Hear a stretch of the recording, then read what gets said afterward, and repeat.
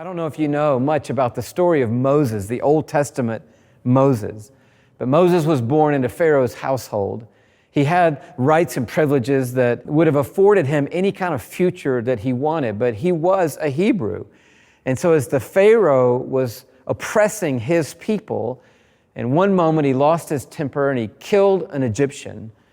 And because of that, he fled out of Egypt, fled from that household, and ended up in a whole nother life. The backside of nowhere really is where Moses was, tending to his father-in-law's flocks, well on in years, maybe at the place where you're thinking about your last chapters of life.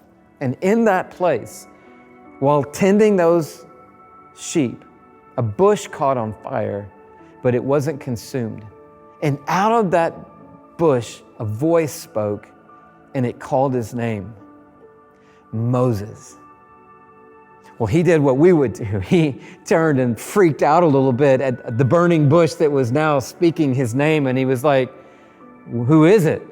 And God spoke to Moses out of that bush, and God called Moses out of that place into a great calling. He said, Moses, I want you to lead my people. I hear their cries. I see their oppression. I want you to go to Pharaoh, and I want you to be the one that leads my people out of bondage and into the promised land that I have already told their forefathers I'm going to give to them.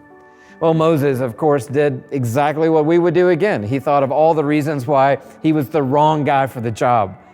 But God wasn't picking Moses because he was the right guy. He was picking Moses because he was the right God. And he was able to use anyone who would submit their lives to his plans and purposes and let him unfold his comeback story in their life.